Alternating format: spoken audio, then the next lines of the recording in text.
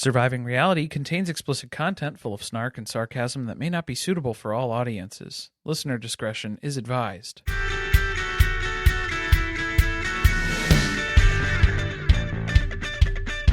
Hello and welcome to Surviving Reality. I'm Corey. And I'm Carly. And this week we're talking about Fit for TV, the reality of The Biggest Loser. Now, we watched this. It's a 3-part documentary series that came out on Netflix last week. We watched through it. And to talk about it, I think we wanted to go with more of a conversational sort of tone, not so much of a recap necessarily. Yeah, not like a play-by-play of everything that happened. If you're interested in the subject matter, go watch it. I think it's worth your time.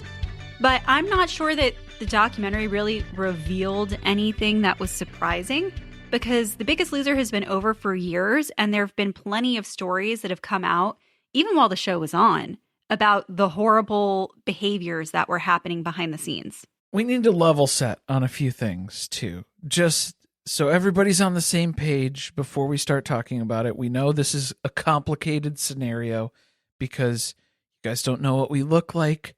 So your mental image of us as CrossFit, triathlete Olympians who are perfect and flawless, that is not how we look, okay? That's not our physical makeup. I am an obese person. I'll say that loud and proud. I've struggled with my weight since I was in second grade. So it's been a lifelong battle for me. I have been thin.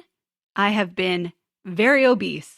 So to say that we are unqualified or sizist or we don't understand the experience and the plight of what's happening here, the mentality, the mental places where people are with their physical body proportions, it's coming from a place where we are very familiar with this. We're living it too, okay? It always cracks me up when people say what they think we look like, and it's always the total opposite. Which, that feels sizist, to just assume, oh, I like these people, they're funny, they must be very trim and attractive looking. Yes. Or I'm blonde because I say stupid things. Yeah, so maybe there's some other things to kind of internalize and look through here and analyze a little bit differently. Let's talk about the origin of the show, because the whole thing comes about because the producer is walking through the gym one day and sees a sign posted on a bulletin board that is someone desperately seeking a trainer to help save their life because they're obese. That's how it's written. I need somebody. This is a very serious situation that I'm in. And he looks at that and says, that's my next idea for a reality television show. We are going to exploit the stories of fat people for my personal gain and that of NBC's. Well, I was going to say too, for some reason, this feels like the least exploitative origin story to a reality show. I mean, it is extremely, but just by comparison, it's pretty much par for the course. I think it's tame. Yeah, it's pretty standard issue. This is also the very early years of reality television, and there's no playbook. There's really no ethical guide. Not that that has really come about even today, but plenty of shows have faced a lot of public backlash or backlash through lawsuits, and they've changed the way they go about things. But the landscape of reality TV at this time is, you got an idea? We'll put some money behind it and see if it sticks. If people watch it, it's going to work. And I think this is what we distilled this entire series down, or the complications of The Biggest Loser, was because there's 3 different kind of categories and people who are involved in the show that complicate things. It kind of muddies the water because you have the producers of the show who are trying to make a compelling, entertaining, eyes on the TV, get audience butts in the seats to watch a show. So that's their main intention. That's their main motivation. Then you have the fitness instructors who their main motivation is weight loss, numbers off the scale at any cost, because numbers going down means that they're good trainers, and that just raises their personal value of being a professional trainer and having their opinions validated and confirmed through the series. Then you have the medical side of things. So I think it's those 3 splits of who was it? It was Dr. Huizinga, who we were lovingly referring to as Dr. Buzzinga. And so that's probably how I'm going to refer to him, because that's the only way I can remember his name. I'm not sure anybody on the show actually knew his name because they didn't bother to listen to him very much. Well, also, I'm going to refer to him as Dr. Bazinga, so then that way Dr. Huizinga doesn't try to sue us, because he tries to sue people for defamation when they say some shit about him, so I don't want to be caught in that line of fire in any way, shape, or form. All right, fair enough. But like, there's always this struggle where it's everybody has their own intentions, and then who's left at the tail end of all of this? The participants, who are going through the most of this, but they have the least to gain from it in this way. Well, See they could gain there? $250,000 because we're They now could. gamifying weight loss as part of this, because nobody would watch if there wasn't a cash prize at the end. Which is really some shit, because if you're looking at this Biggest Loser early seasons, mid 2000s, the prize pot was $250,000, which is the prize pot of the traders now, 20 years later. So they really need to ramp that up a little bit. They want to make that worth our while here, I think. That was the producer's only regret that he expressed in the documentary, was if I could go back in time, the one thing I would do is not maybe like remove some of the elements of the show that caused humiliation to the people on it, or maybe changed our approach so that people coming out of the show don't struggle with disordered behaviors. I would remove the cash prize. Because that would really save on the budget for the show. Yeah, that was the executive producer. So that's the guy who was putting money into the show. Well, that's the lesson learned. You know what else upset me about that is that the way he's framing that is that the money drove the contestants, and I would say the trainers, to do things that ultimately looked bad for the show, to lose weight, to then get to the prize at the end. But you're ignoring everything else that the show was complicit in that created that environment. What I was going to say was, the issue here is that there have been multiple times where former contestants, former winners, other people involved in the show as a contestant, the contestant experience, came to you and said, hey, this was damaging in these ways. Here's how you can avoid to do that in the future. Improve this process for future contestants so they don't go through the same thing that I went through. That was never taken into account. That was never a consideration moving forward. And the thing that bothered me was that every single person who was involved in the show pat themselves on the back so hard for all of the great things that they did. And looking back on their time at Biggest Loser, boy, what a great show we put on, but absolutely no concern that it was at the expense of all of these participants on the show. That's true. And we see Bob Harper participate in this documentary. Nothing from Jillian Micheals, which I think the documentary crew is very relieved at, because she is in the news again this week with saying some insane, unhinged things. And she's never had a good reputation. Well, okay, this is on CNN too, because I don't know why you're bringing her in for her hot takes on history and like the history of the U.S. related things specifically going on at the Smithsonian. She's not reputable source that I would want to talk to about that. I don't care what her opinion is on the Smithsonian. Well, that's actually a funny point, because let's talk about casting both Bob and Jill to be the trainers on this show. So Bob has a background in being a celebrity trainer. He's basically built a clientele of people like Julia Roberts, other celebrities who are already fit, quote unquote, healthy people in Hollywood.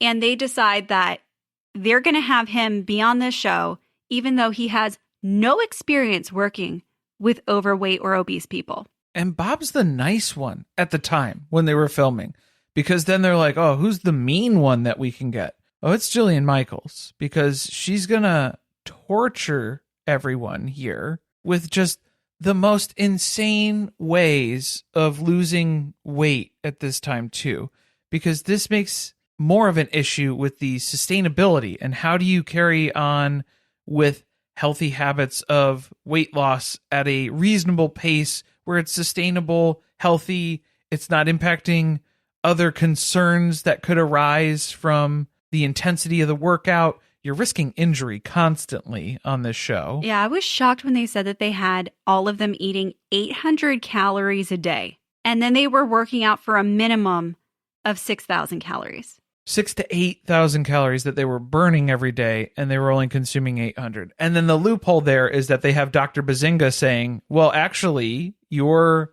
required calorie intake for the day is around 1,600. Okay, I'm gonna fight with Dr. Bazinga too. Are you ready? Yeah. So, well, let's talk about the show, because did you watch The Biggest Loser? I mean, I did. I recognized some people, like Tracey, who she did not get a good edit at all. Yeah, so like she was the villain, and I think I didn't really pick up on that as her story here, so they definitely cut around to make her look a certain way on the show, because I think that was annoying watching her at the time when she was on the show. I recognized her and I recognized Joelle for sure. But anyway, this was a very popular show in my house, and not for the reasons that you would expect. It's because my mom has worked as a group fitness instructor my entire life, and we used to watch the show because she used to enjoy watching the workouts and pointing out all the things that Bob and Jillian were having them do that are contraindicated that could lead to injuring people. Oh, God. So it was more of a, let's watch this as a hate watch, as a critique of all the things that they should not be doing. Yeah, it's not good. Risky. Yeah, everything is about risk. I think that was what we were coming back to constantly. And then cardio, if you have people who are already very overweight, morbidly obese, who do not have a history of working out, are not physically in a place where they're able to or used to performing at this level, and then you're just thrusting them into, hey, it's 8 hours of cardio a day, you could kill someone by doing that. And I think that was what was the amazing takeaway too here, was that nobody died. Well, I mean, Tracey kind of died when they were forcing her Tracy's pretty sure she died. Pretty sure. The show would tell you that wasn't the case. They'll argue, yeah, that's not what happened. But I mean, that was, in her experience, that was death. So back to the calorie discussion. Dr. Huizinga is, I'm sorry. Yeah, Bazinga. Dr. He Bazinga, who shall not be named. Yeah, Dr. Bazinga, PhD. Is saying, what you said, 1,600 calories, something like that. Let's assume, I feel like most of the people on the show were between the ages of 31 and 50, right? Probably in there. By the way, I'm referencing an actual nutrition guide because during COVID, one of my boredom activities was obtaining a sports nutrition certification. So this is actually a credentialed book. A man between 31 and 50 who is active, because I think when you're working out for 8 hours a day, we're going to put you in the active column now. Yeah. They should be eating between 2,800 and 3,000 calories a day. Well, obviously, the show is geared for weight loss. So he had them set for weight loss. I think this is a flaw of the show, is that the numbers on the scale, because at one point when they were talking about Joelle and her villain edit that she was getting on the show, because that was when she was on, it was like a couples season. So it was like pairs of people. She was there with a friend. Nobody in the house liked her, but everybody liked her partner. And so then it was like they would put her up on the scale and she would be losing 0 pounds for the week. No weight loss. I thought that they were going to say that, oh yeah, we were like rigging the scale because it's just a digital screen. You could put any number up there. So I thought there was going to be like some sort of behind the scenes some conspiracy reveal involved. Yeah, or like just we leaned into this because we knew that this person was going to be our villain for the show, so we did things as part of the show. We to kept make her people bringing down the team, because Yeah. that's the other component of it, is you're working in a team now because you have the partners, and you're still on either Jillian or Bob's trainer team.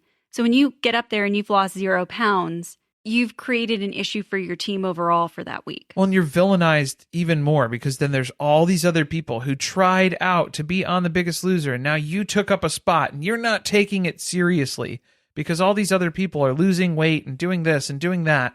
So it becomes a comparison point. It becomes a shaming point.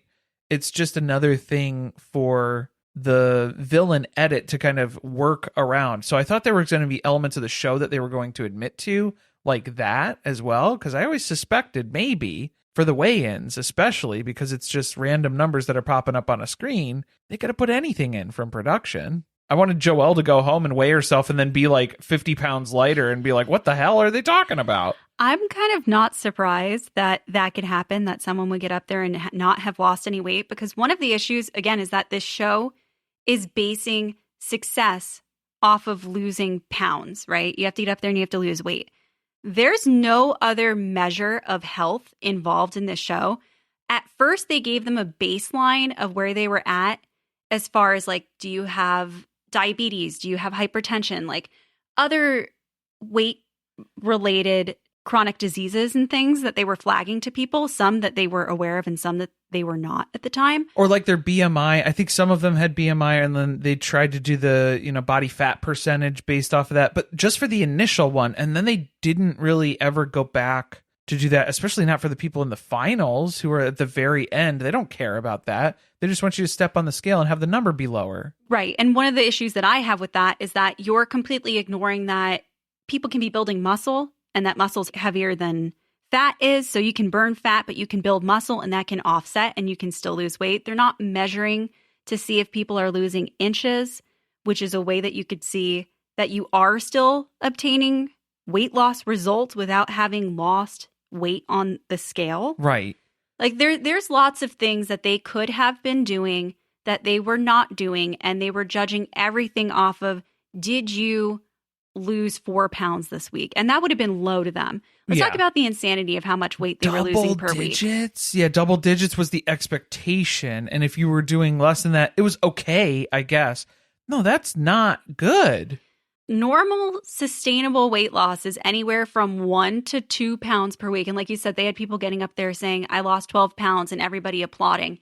And I think one of the disservices that they're doing, not just to the people on the show, because that is not going to be sustainable weight loss in the long term, but also people watching the show at home are starting to get this distorted view of how quickly you should be able to lose weight.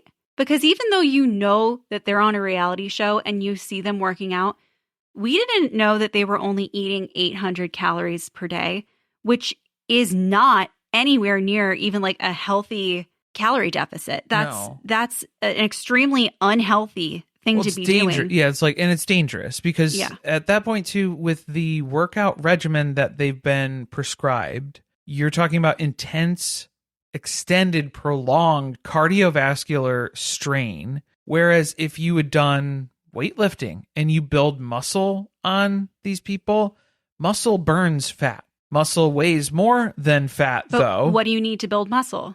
Protein. And calories. And they're not giving them calories. Yeah.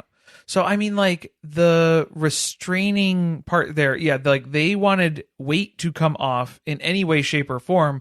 They did not discern what that looked like. So, that was the part that really bothered me with what I know now. Because, I mean, I was in junior high and high school when this show was airing. So, it's just like kind of a fuzzy interpretation of what was my opinion on it back then.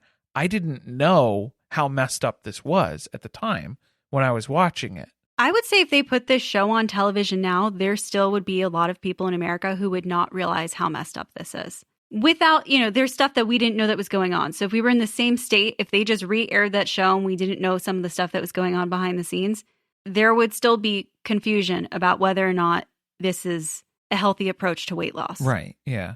Which is going to be one of my other criticisms about the show, because they're not doing anything to educate people.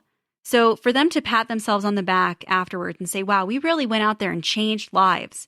They didn't do anything to help people understand how to live a healthy lifestyle. They're not even teaching the people on the show how to make nutrition choices that are going to help them after they're on the show. And even while they're on the show, what they would have learned would not have been applicable to their life after they left. Well, what's scary is you have all of these people who are clamoring to be a participant on this show where they didn't really know in the first season, is the show here to help people lose weight? Is the show here to mock people who are very overweight? Is it to put people in precarious situations where fat people can't be trusted around food. And look at all these challenges where they have to build a food tower using their mouth to carry the food items around. I hope nobody eats anything by accident here as part of the challenge. So it's just the tone was all off in a lot of the earlier stuff because the show didn't even really know what they were getting themselves into. And then they realized, oh, it's like a feel-good story thing. This is like an underdog comeback thing. And that's what they kind of lean into. So then you have all these people who are relying on you. Okay, yes, this is how I'm going to lose weight because I've tried everything. You have everyone's testimonials of who's gone on here to win. If I can do it, if we lost this weight like this, then you can too. Anybody can. Well, it looks like it works if you're at home because you're seeing results on the scale. And that's the point of the show, is they needed dramatic, drastic weight change from week to week. So you see a difference. That's why it's compelling. That's why you're interested and engaged to watch more. What it made me think of was, do you remember Jamie Oliver had a show called Food Revolution? Yeah, well, you made me watch it. Yeah, I remember.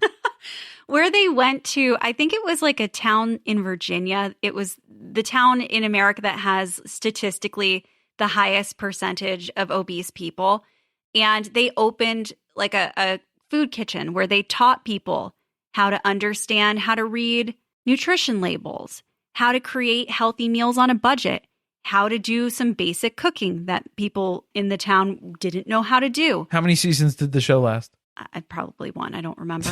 Yeah, I know. That's not entertaining. It's not compelling television. I mean, they tried to do some things with the food items or like the things that they were teaching them about with the nutrition stuff, but watching people learn things isn't interesting. And that's what they were kind of talking about. That's the double-edged sword of Biggest Loser, is you have to put these people in ridiculous scenarios where they are just physically tested and pushed to the limit, and then you have to ratchet that up season after season after season too, so it just gets compounded and lost in the shuffle there. It just felt to me like the producers thought they were making that show.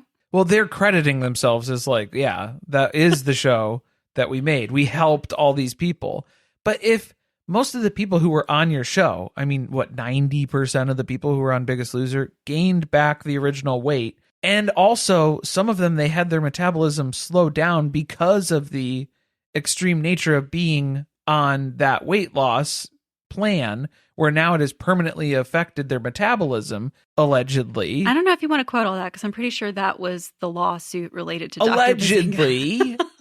Allegedly, that's what they said. Well, because then my thing too was, there's a lot of claims that get thrown around in this documentary from all different sides, from a bunch of different people, from a bunch of different sources, which maybe part of it makes sense.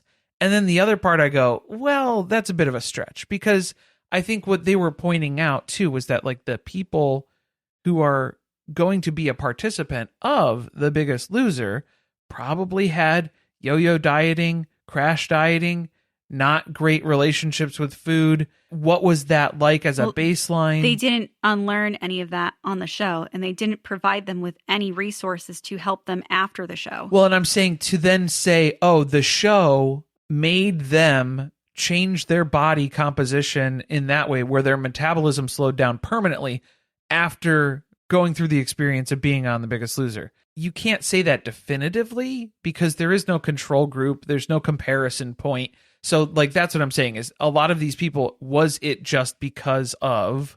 Well, one of the flaws in that study, and like I think you outlined, it's not really a proper scientific study necessarily. Loosely defined, yeah. Is that is not very different from the results of people who lose weight on their own and ultimately gain it back.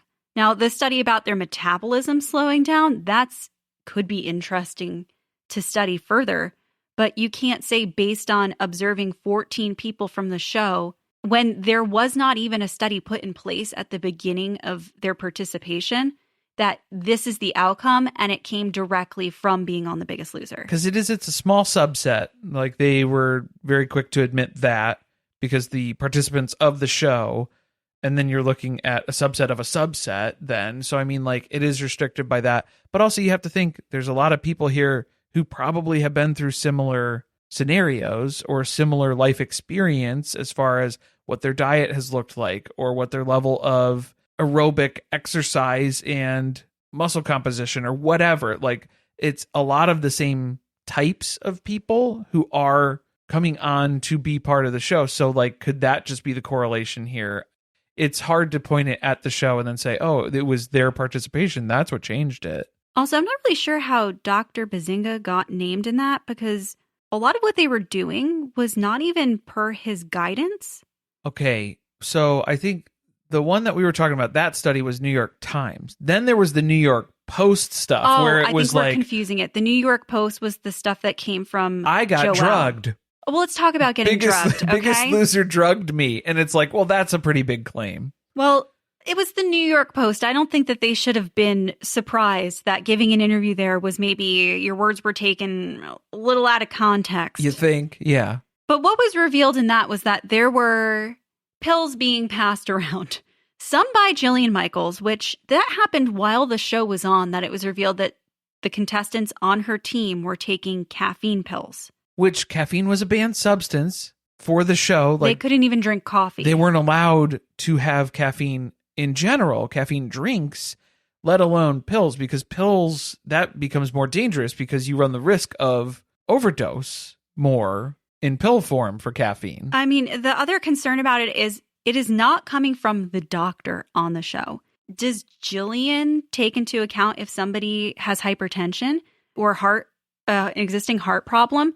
Because you can kill somebody that way, especially when you're making them work out and raise their heart rate in the way that they are already. And then you're taking caffeine supplements that are also raising your heart rate. But they ended up docking her. What was it? You said 4 pounds, 4 on an pounds episode as a punishment for that being revealed. Yeah. Because the assumption was that the people on her team were benefiting from having taken the caffeine pills. And so they deducted some weight from their overall tally. Well, that was the punishment. And it was like, I think it should have been a little bit more severe than that because you could have been killing people. One, yeah, that's a big one. I don't think you should be a trainer on the show anymore. Should have been a punishment.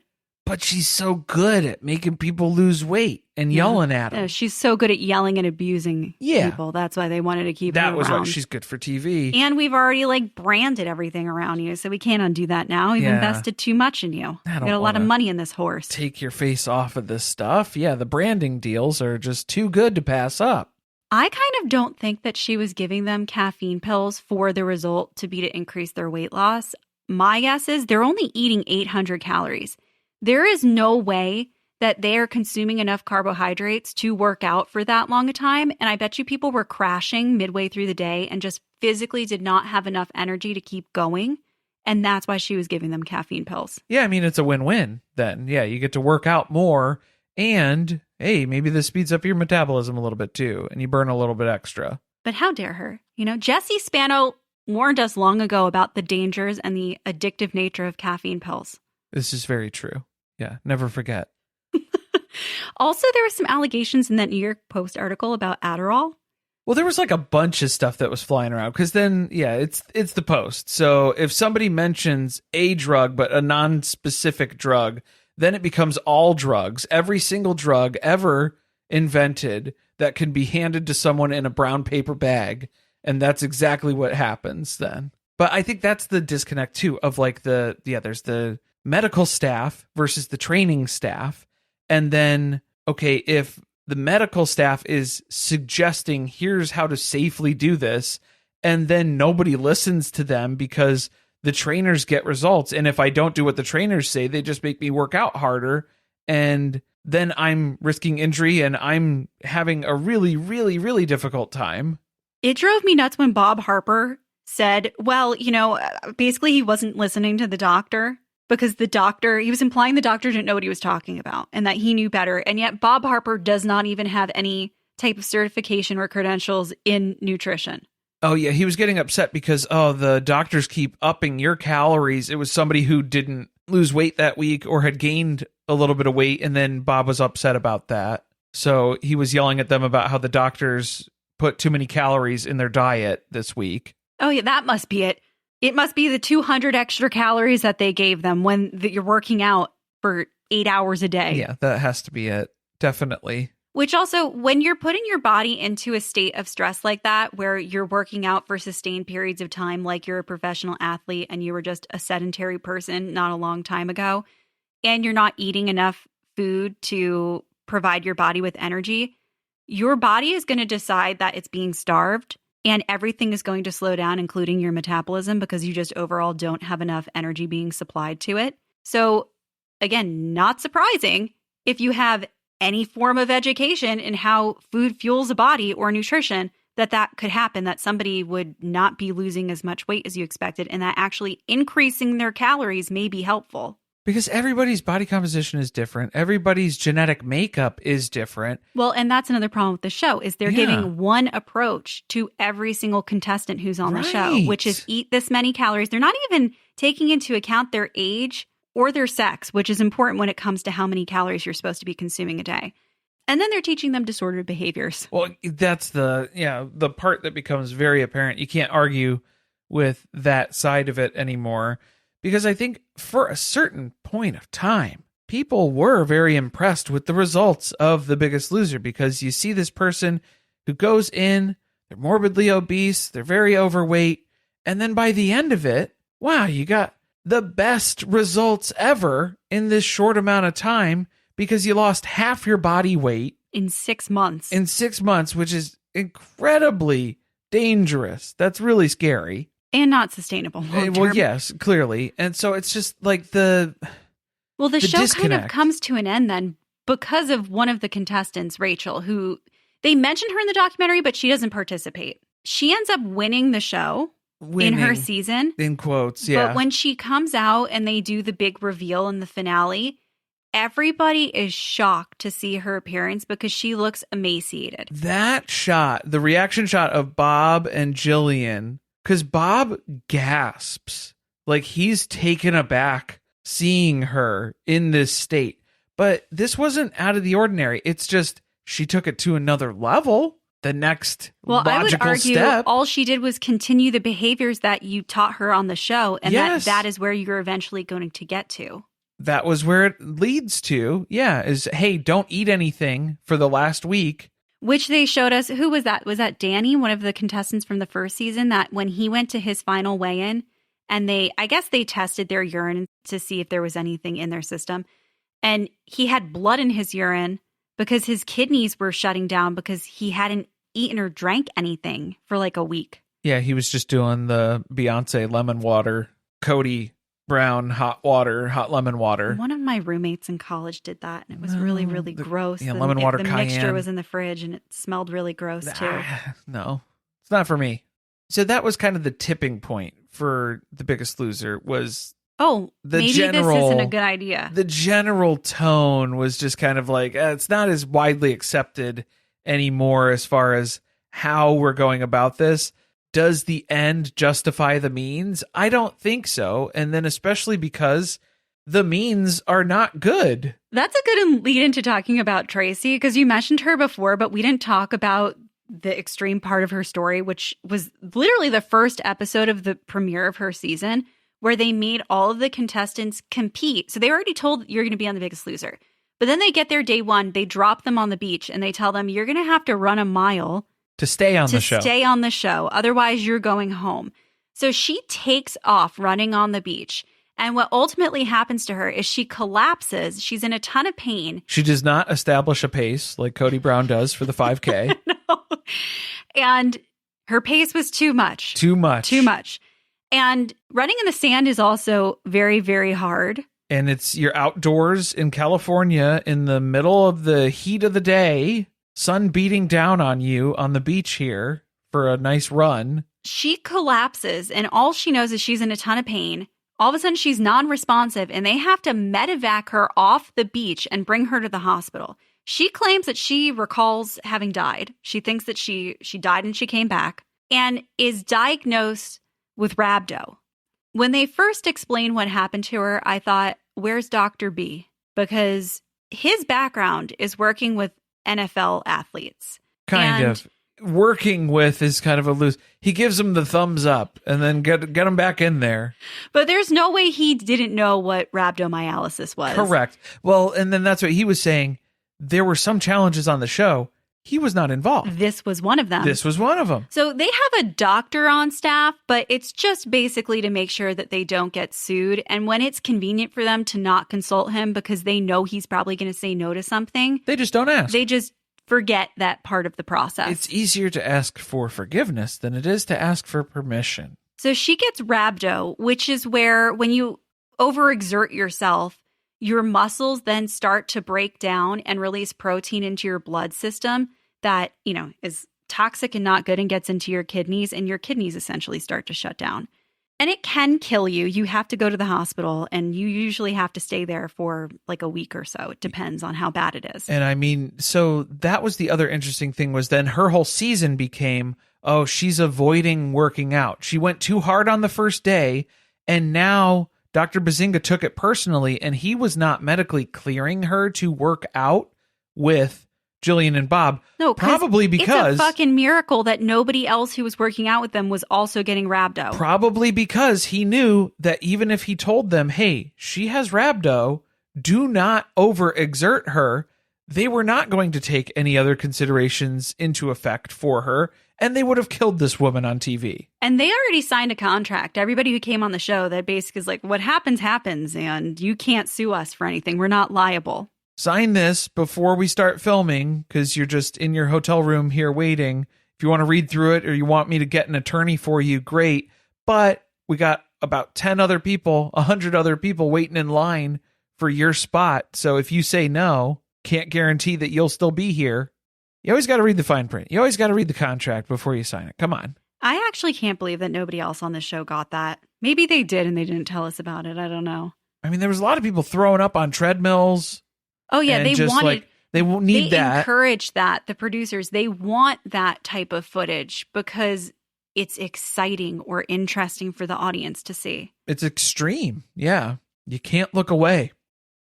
What did you think about Bob's attitude throughout the documentary? Because he was kind of like a little, I don't know, disinterested in the actual health of the contestants or lacked reflection on his participation in some of the negative aspects of the show. There was like a distancing that was taking place, right? And like kind of in the way, I wasn't sure if it was because his conversations seemed so different in tone. And I don't know if that was steered in a way by the directors of this documentary where they were like, hey, let's keep it light.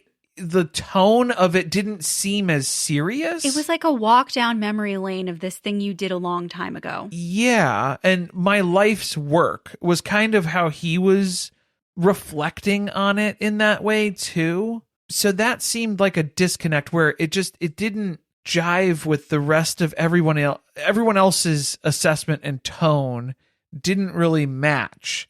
And I think that is on the director of the documentary where, hey, if that's not how the conversation is going, you need to steer it that way or remind him. So if they were just letting him go with that conversation. Let him dig his own hole. I mean, yeah. And honestly, it makes for an interesting documentary. And why not twist the perception of Bob? He twisted the perception. He was a part of a show that twisted the perception on so many participants for so long. So the ethics of a documentary film, kind of out the window. The only moment of humility that we got from him was when he's talking about his own experience with having had a massive heart attack, almost dying in the gym, and then not being able to go back to his regular level of physical activity. Which is some real shit to finally be like, oh yeah, I guess all those people, all these years who were telling me I physically can't do this, I know what they mean now, and I guess I should have a little bit more compassion for them. I hope people have compassion for me when I say that I can't physically do stuff now, because I know I didn't have any compassion for them when they were telling me before. I'm not even sure I really believed him because they showed him the footage of where he was screaming at Joelle when they got in the fight when she was on the treadmill, when she was saying, I can't keep going. And she would just kind of give up earlier than everybody else would. If they had to run for 30 seconds, she'd run for 25 seconds. And he just loses his shit on her in one of the episodes. he didn't look mortified watching that back all these years later, even with that lesson that he just said he's learned. So I'm not really sure what to think about him. It doesn't seem like he's taking that and applying it to all circumstances. Right. Yeah. It's just, again, for him. It's for his benefit now. That's the lesson that was learned, not to be applied to anyone else.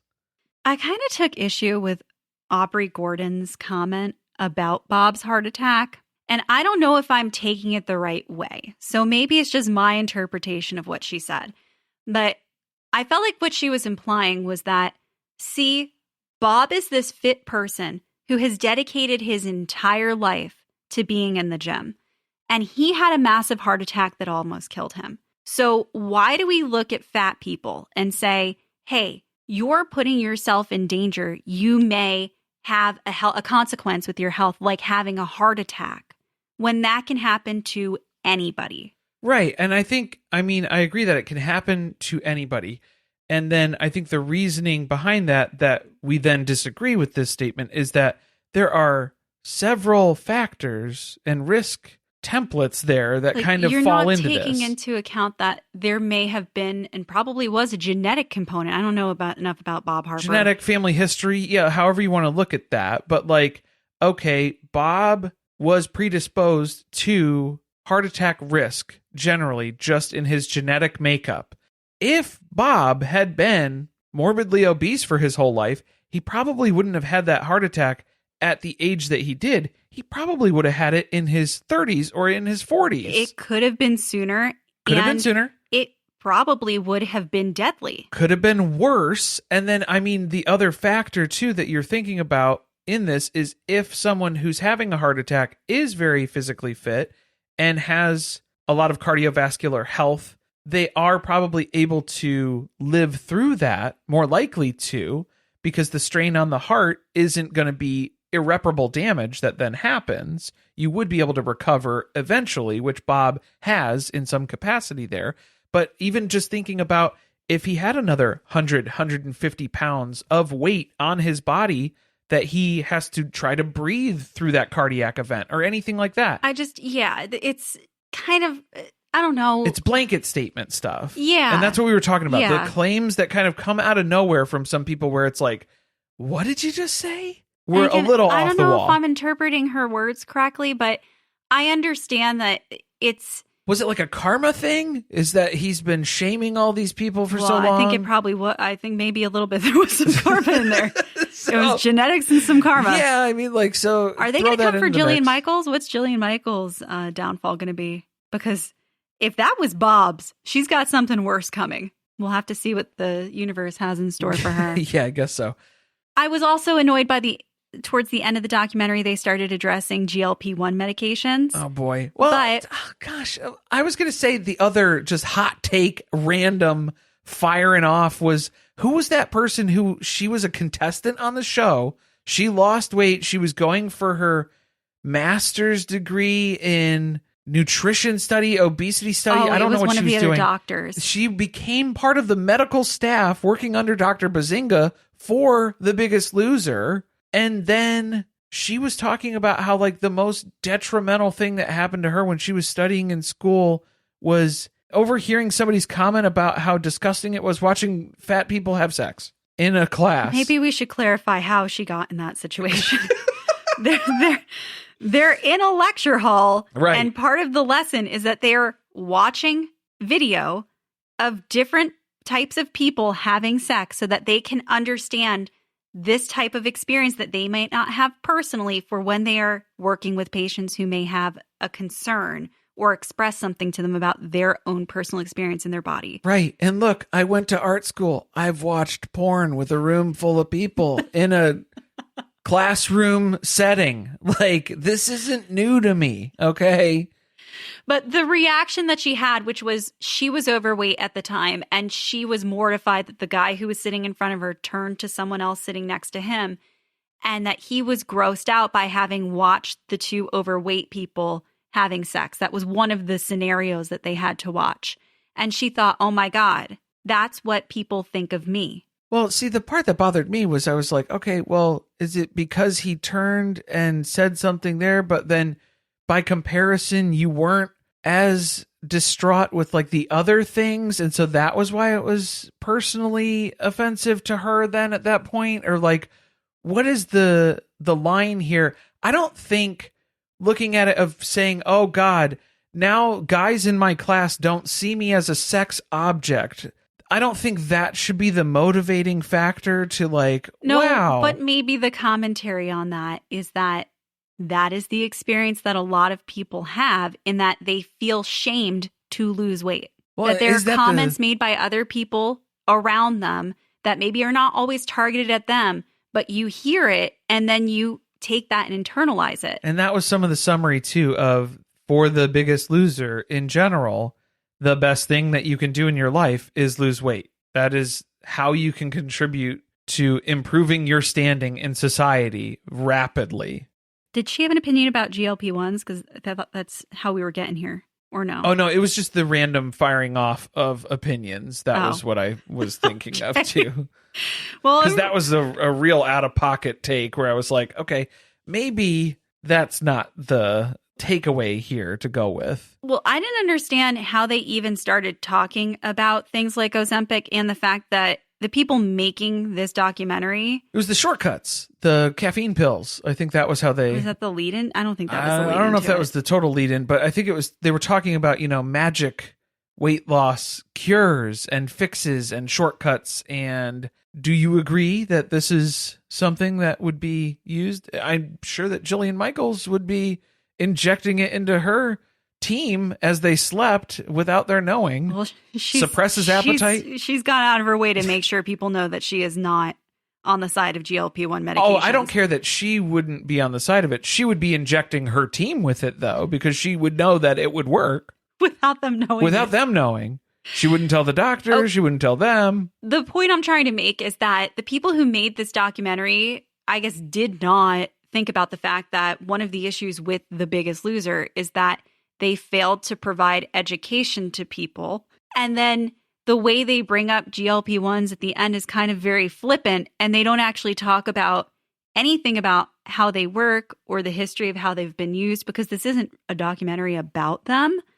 But they did go out of their way to include that at the end. Oh, to shit on it. Yeah. Yeah, without an actual clear reason as to why they're bringing them up. Which is interesting, yeah, because then to shit on... Because it seems like they're pretty much generally saying, hey, Biggest Loser experience, pretty bad all around for everybody involved. Maybe not the producers who made hundreds of millions of dollars every year off of the product, but for the participants, definitely not a good experience overall, not a long-term life skills building sort of thing that we can benefit from after we leave the show either. And then to turn around and say, and GLP-1s also pretty shitty because there's no good way to do that. And it's like, I think that's a broad brush to paint with as well. They had kind of a mixed reaction. I felt like it was more negative than it was positive. There were a few former contestants of the show who talked about having a positive experience with them. Yes. But then there were a lot of them who said, no, I would never do that, and took it, like you said, as though it was a shortcut of some kind. And I feel like there was an opportunity to have a conversation around all the elements that are needed to successfully lose weight and then carry on with a healthy lifestyle, those being the components of nutrition, physical activity, and then maybe there is a component like a GLP-1 or monitoring your health in some way. To immediately that go is to mental health, I feel like can be a component of that as well. Well, of course they weren't going to address that. Well, they did. They said, just talk to Bob. Bob's the nice trainer. So if you have mental health stuff, or Jillian will get nice with you after she berates you a little bit, which is absolutely abusive behavior, because then, that's your abuser then telling you, hey, I yelled at you and did all this mean stuff so that I could get this result from you. I did it for your benefit. You should be thanking me, actually. It just struck me that they failed at getting all of those components in The Biggest Loser. And then when they're talking about GLP-1 medications, they also treated them like this is the end all be all. This is the only thing that is being used to help people lose weight, rather than talking again about a spectrum of components that are needed. The question we're kind of left with at the end is, is it ethical to make a reality show about people's health? Did they genuinely change people's lives? And is that really what they set out to do? Clearly, no, they did not. They were setting out to make a show that people would watch that they could make money on. Like, that's always the goal. So they try to do that as safely as possible. They try to do that without injuring, harming, maiming, or killing anyone. But sometimes it happens. And I think that was a risk that they were willing to take at that point. And what does it say about America if there are thousands of people clamoring to get on a show like this, because this is the only means they have to be able to rectify an issue they see with their health? Well, I guess that's the other part of it too. How many people were coming on? Because Tracey was talking about that too. The reason she went on the show was so that she could get skinny to fix her marriage. So it was like, I don't think you're here for the right reason. That mentality is already, your approach to this is not good. But they did want that. That was exactly who they were casting for the show. They wanted people who were overweight, who were miserable with their lives. So there's probably a lot of crossover categories there that would end up covering the basis for who your participants are going to be. I would say if you see casting for a television show that involves something that is very personal and, in your opinion, has serious consequences for your long-term health or mental health, whatever aspect of health, probably wouldn't sign up to be on it. Well, I will cancel my submission for MILF Manor then. Don't start a rumor that show's coming back. It's not. DILF Manor definitely got scrapped right out the gate, even though there was a casting call for that. It's on the cutting room floor somewhere. I did not apply for that one.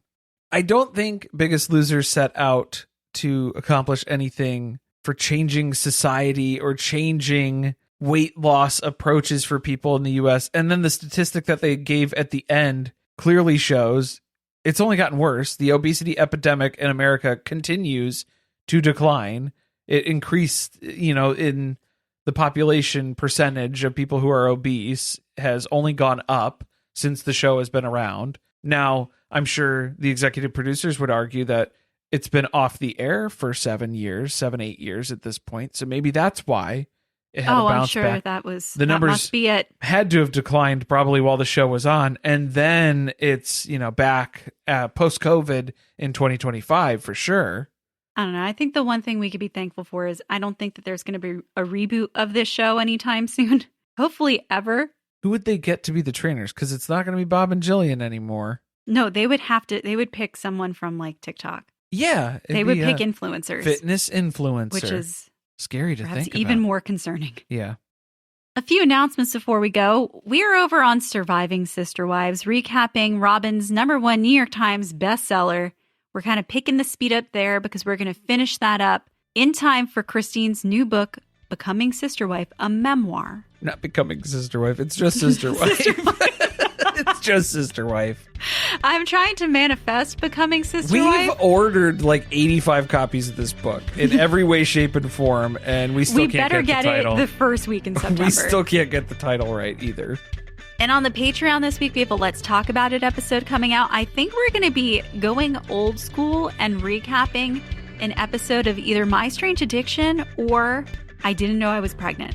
Both very exciting. Very intriguing, yes. So there's no wrong answer to how that poll shakes out. Thanks for listening. See you next time.